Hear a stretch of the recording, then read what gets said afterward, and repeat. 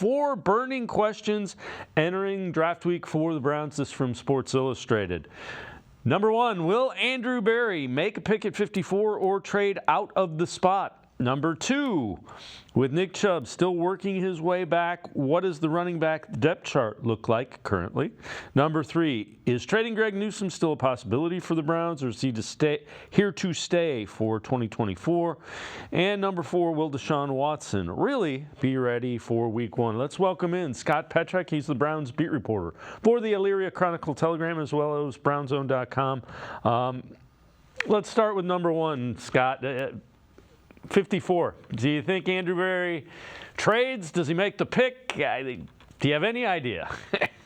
This is an educated guess, right? Of just knowing Andrew Berry for the last handful of years. I think he winds up trading down. Now if there's 1 or 2 guys that he's got his heart set on and he thought maybe we're top 40 picks and that guy's still there, then sure, you take it at 50. You take a guy at 54, or if nobody wants to move up. But if everything's equal, they just like extra picks. They don't have a ton this year. They don't have a ton, in the top 4 rounds this year. So I think he would be more inclined to move down and add a couple picks.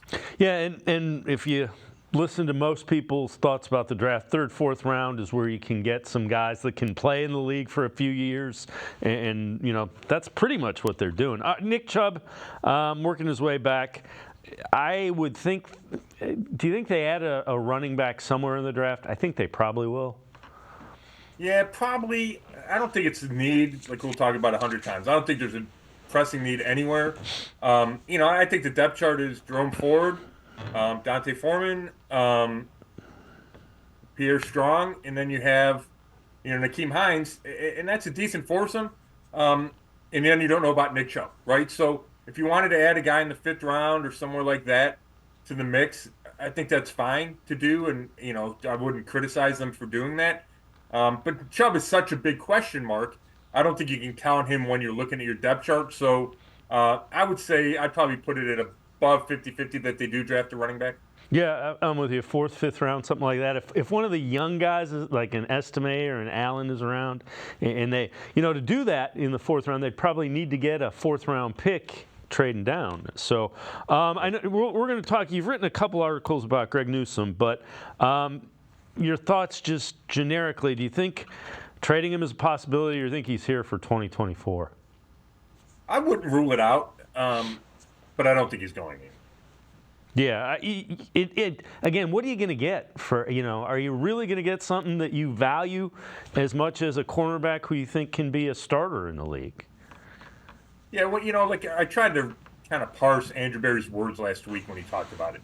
And, that can be dangerous. But his overall point was we really value cornerbacks.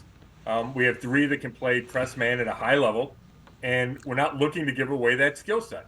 So when he throws in, and I'm paraphrasing, but I think it was looking to give away, to me that means they're not just going to trade him for nothing, right? So, yes, if somebody made a great offer for Greg Newsome, I think Andrew Berry would listen. Having said that, we're already into April. We're at the draft. Nobody's come with that kind of offer. I don't think it's coming this weekend, which means Greg Newsome's probably going to be here. And I think the Browns are fine with that. He's not making much money this year.